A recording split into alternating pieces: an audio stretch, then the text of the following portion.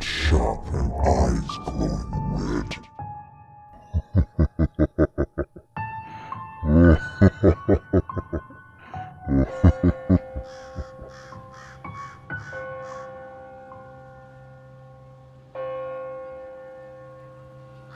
I live in quite a remote part of England, the Peak District. My family owns a small farm here.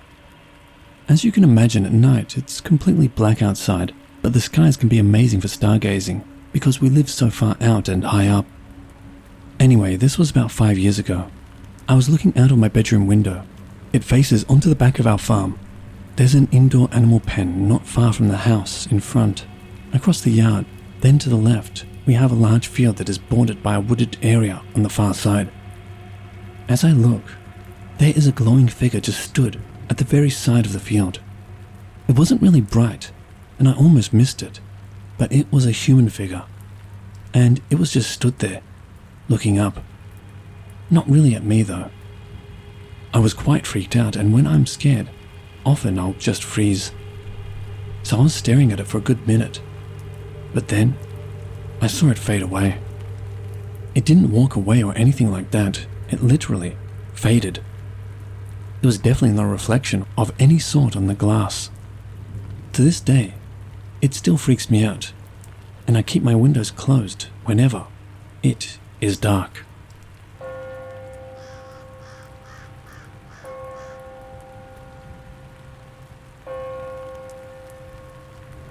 I'll start off by saying that I live super close to the Appalachian region of the US. Our family lives on a large farm, and we've all seen strange things from time to time, and just accept it as part of the land and keep on about ourselves. I live next door to my grandmother, and my husband and I have seen multiple different black masses, the Watcher, and even a cowboy-shaped mass up near her house. Yesterday evening, however, I witnessed the weirdest entity I've ever encountered. We were outside, talking, when all of a sudden our dog alerted toward her front porch and started growling. She's never growled before, and I stepped down to see what she was looking at, since it was a new behavior, with teeth showing and the hair on the back of her neck standing straight up. I look in the direction she's looking at, and I see this black mass slithering into her front door.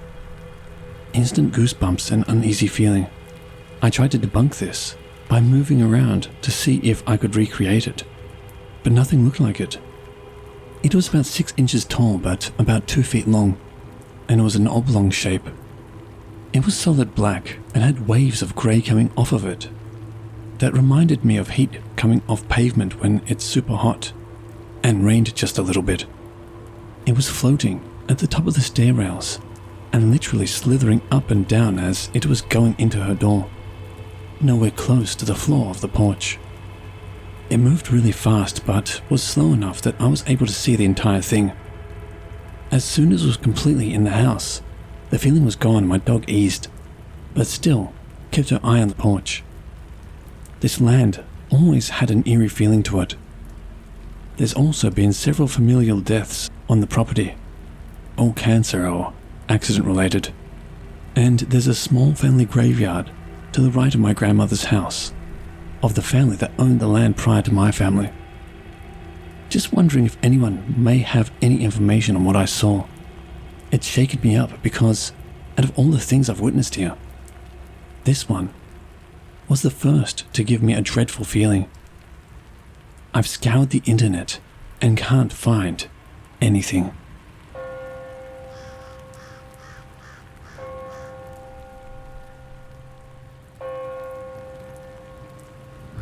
This is a story that goes back to the late 70s. My friend's family, they owned a huge amount of land that included owning half of a mountain. This property, it used to be an old banana growing area that once dominated the hillsides of this area. The name is withheld. So, you can imagine the impact it had on the environment. All the chemicals that were used on spraying bananas with, soaking in the land and waterways and creeks.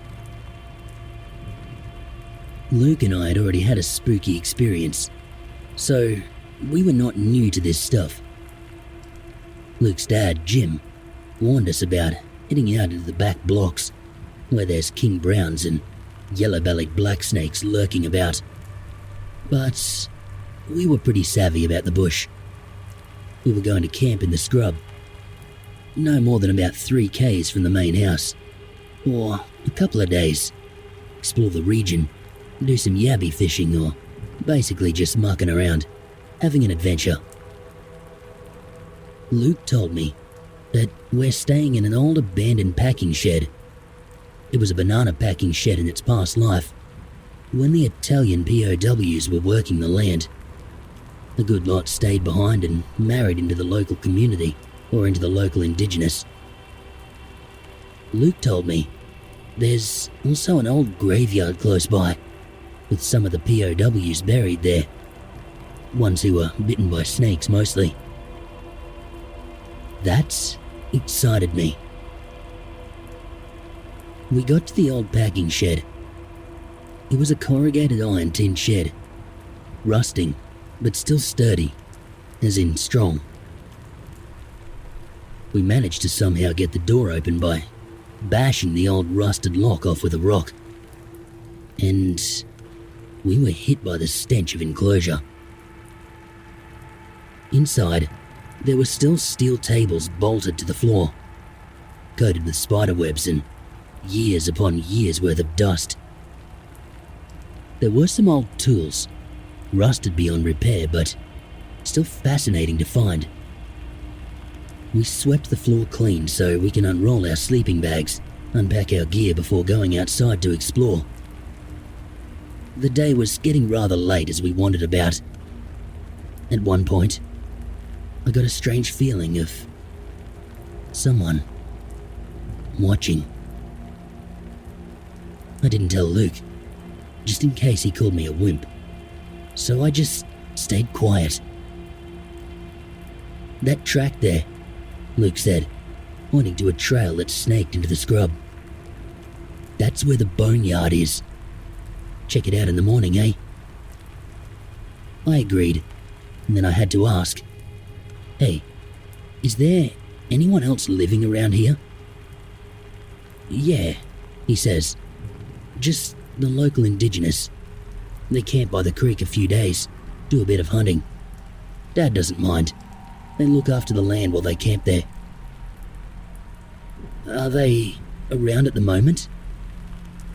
He shook his head. "No. They normally come around the end of winter. Why's that?" I told him, and he looked around quickly. "I think we should head back to the shed," he said. And so, we did. That night, we settled down, had our dinner, lukewarm baked beans and soggy toast. Luke brought along a pack of cards, so we sat and played a few games. It started to rain, but we weren't bothered. We weren't going to be cut off by the flood, for we were located on a hillock. We really weren't that far from Luke's place. His dad could come in the 4-wheel drive and pick us up if it did become bad. It was coming on to 10 o'clock, and we were both ready to retire to our sleeping bags, when suddenly, we both heard it. At first, we thought it was the wind, but the more we listened, the more it became human, or inhuman, I should say. We heard what sounded gruesomely like people getting slaughtered. We heard women, young men, all screaming. We heard what sounded like gunshots, and men laughing, dogs barking and growling, men shouting, and all at the same time, rain battered at the shed, wind howled. This kept up for a half hour. The screaming, crying, shooting, shouting, laughter, and then it faded. We sat there, listening. All we could hear was the cane toads croaking and some nighttime frogs somewhere also croaking. The next morning came, and it found two very sleepless boys, scared out of their wits, rushing out of the old packing shed and making our way back home. We went over and over the scene again, making no sense of it. We kept that to ourselves until a few years back, I went into Luke's father's funeral. We got talking, and the incident came up. He told me the story about what we both heard that night, something his father, Jim, told him, as well as researching over the years. What we'd heard that night were the echoes of time, a massacre of indigenous people by white settlers. It was all over the death of a cow that was found dead, so these white farmers got together and got pissed as judges before going out and shooting dead over 60 innocent people. As it turned out, the cow had died of old age. The men who did the killings were never brought to justice, and the bastard's ancestors are still living in the area. This happened in 1921. Luke and I, we heard the past screaming for justice. Luke and his siblings, they sold that land back to the local Indigenous Land Council. They also sold the house that Luke's father built. Too much blood is soaked in that land. It weeps for justice.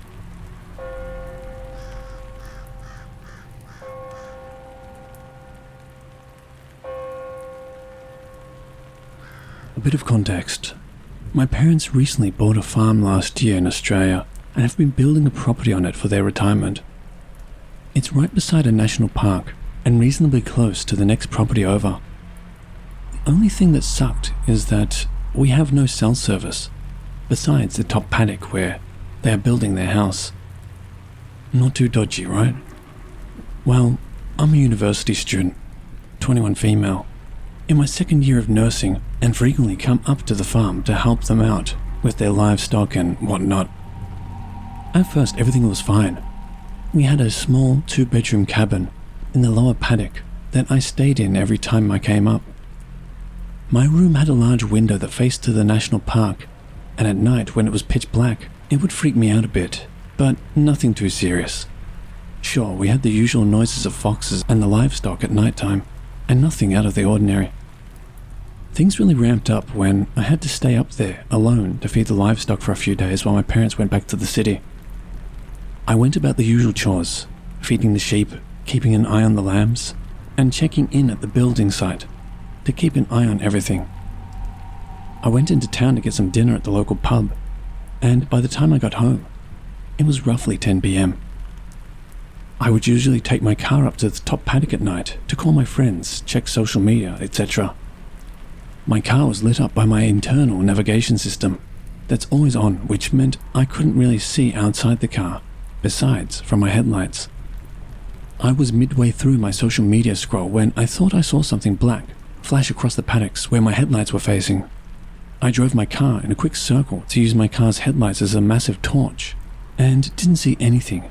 No reflections of cattle's eyes like I usually do, or the usual fox or rabbit. I tried not to pay too much attention to it, and went back to my social media scroll, until I accidentally pressed my brakes, which allowed my brake lights to flood the paddock behind my car with an eerie red light. The same black flash that I saw through my windshield flickered out of the corner of my eye in the rearview mirror. Now I got suspicious. I turned off the music I was listening to, and just sat for a second, trying to assure myself that I was just tired. After a few seconds of silence, I was relieved and was about to turn my car on to go back to my cabin, and that's when I heard what I can only describe as claws on my rear windshield. Tap, tap, scratch.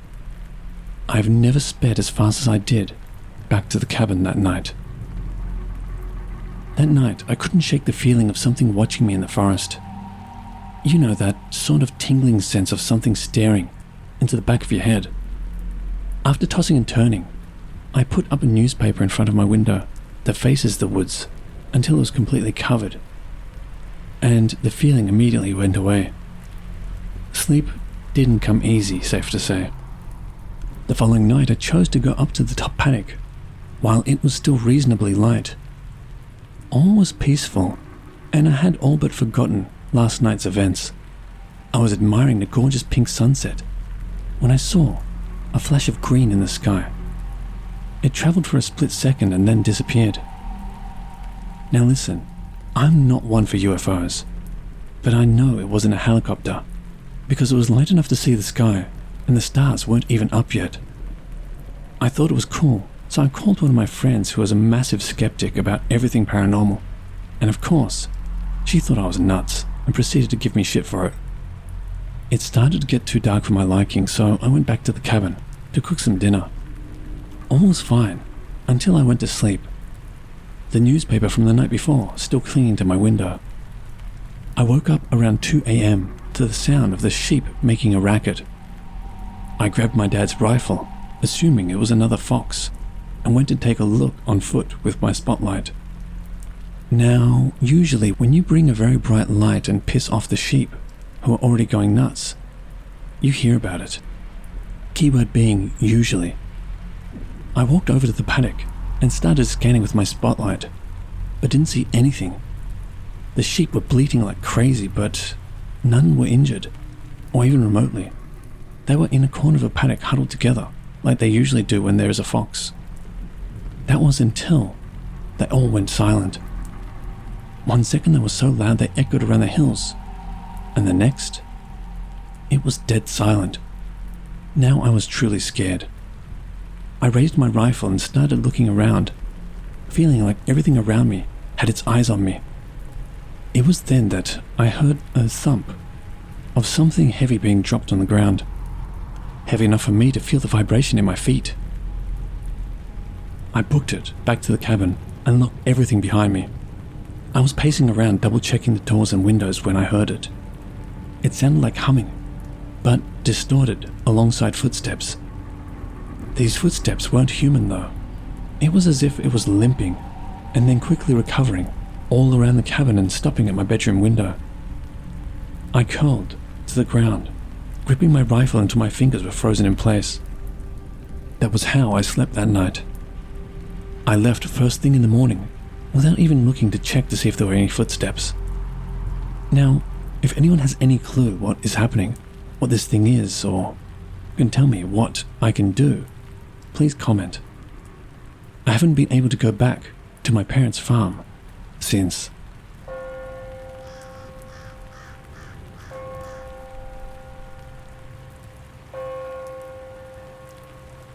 I graduated high school almost a year ago.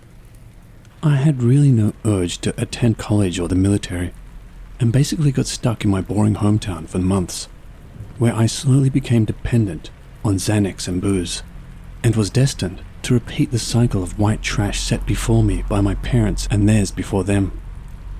I knew I had to leave town, so I decided to sign up for a website you may have heard of, called WWOOF.com, Worldwide Opportunities in Organic Farming. You can pay a small fee, and they make available a directory of organic farming operations that will feed you and allow you to live with them in return for a certain amount of work around the farm. The place I decided to commit to was a Hare Krishna community in the deep south. I got there, and my car almost immediately broke down.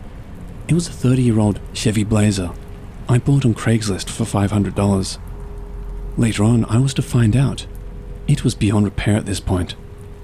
The closest town was almost 20 miles away, so I found myself stranded and surrounded by the most unbearable hipsters.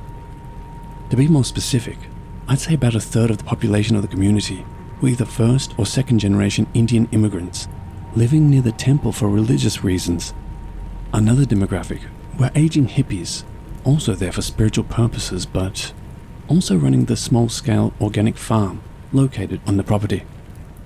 Everyone else, however, self-absorbed, condescending, right out of college but vapid as shit hipsters. I basically kept to myself, but occasionally was forced into conversations about vibrating crystals and their 3-year spiritual journey, no doubt being funded by their parents. I'd been there for weeks and was desperate for a real conversation. And then Michael showed up. I'd heard stories about Michael.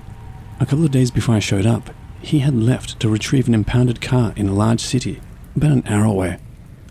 Everyone said he was lazy, insane, and would spend hours up in his room, doing yoga instead of coming down and working with the rest of us. He showed up late in the evening, going on about how he was going to really get involved with the farming and throw himself into Krishna consciousness. He was in his early 30s. He looked like a balding Hasidic Jew, his unwashed sideburns curled. He spoke like a stoner cartoon character, his sentences punctuated with and or, and like, giving his utterly fried brain time to figure out what others wanted to hear. He reminded me of many of the friends I left back home. We became fast friends, and he was the only person there who didn't give me the urge to bite my fingers off when he spoke. We were both from Texas, so we talked about the loony conservative teachers we had in high school, football, and of course drugs. Every now and then he brought up subjects that really sort of threw me off. He wasn't able to get his car out of the impound garage, so he schemed the best way to break it out. These plans involved firearms, pipe bombs, and telepathy.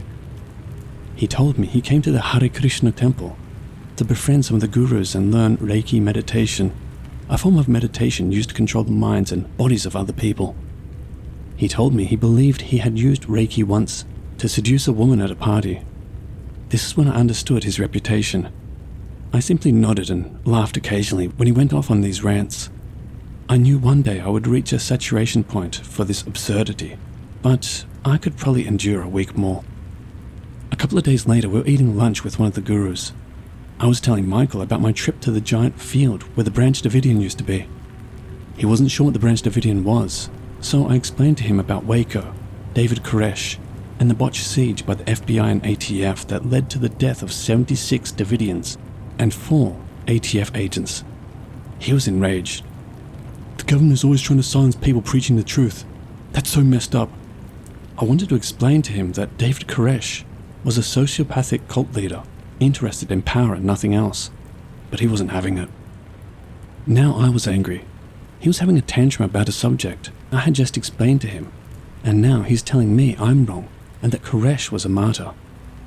This is when I saw the truly insane Michael. He was spitting, red as a beet, pacing back and forth. I left the table and got back to work, but he followed me. After half an hour of his absurd argument, I couldn't handle it anymore. I'm not having this conversation with a fucking loon, Michael. How can I expect logic from you? You came here to get superpowers. The look in his eyes changed from anger to hatred. He got real still and went at me. Michael was a big guy, much, much bigger than me. He lunged at me and I ran. As I ran, I went through my pocket praying I had grabbed my knife before I left the cabin.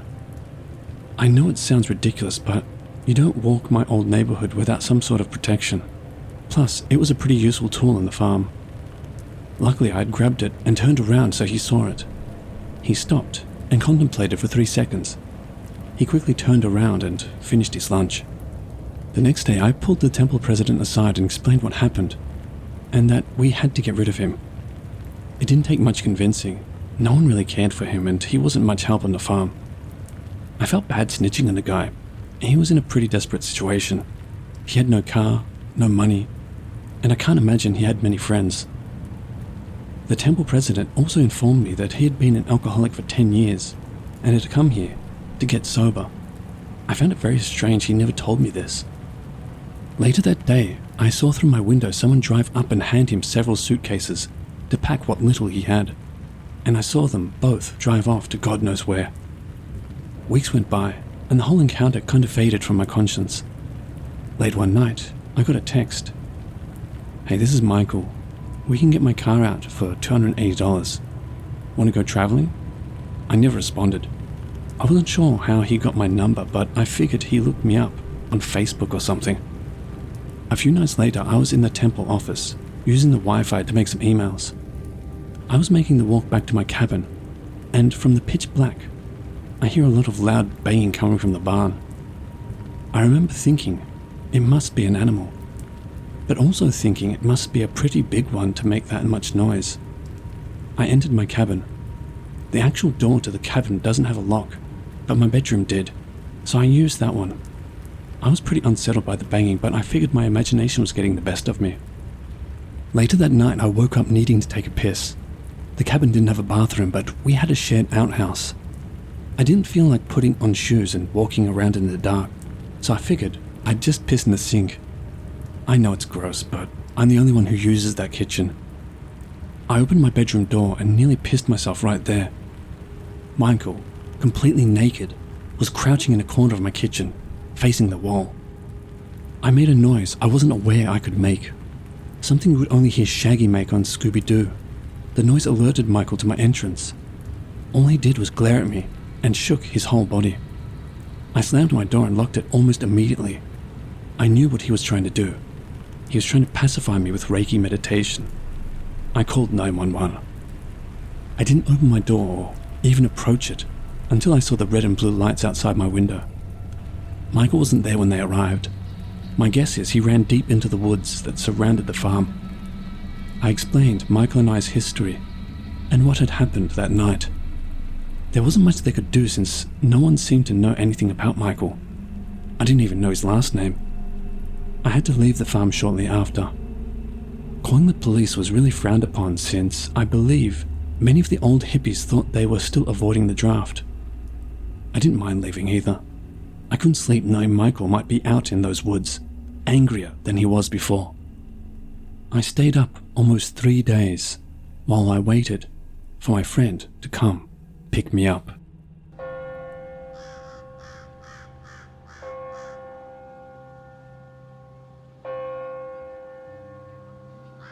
Hello watchers and listeners, thank you so much for watching. As always, a big thank you to all of the Reddit users who kindly allowed me to use their stories. If you want to help support this channel, you will find links to both my Patreon and my Teespring store in the description below, so feel free to have a look. And the biggest thank you to all of you who continue to support me. I truly do appreciate it. And remember, Papa loves you.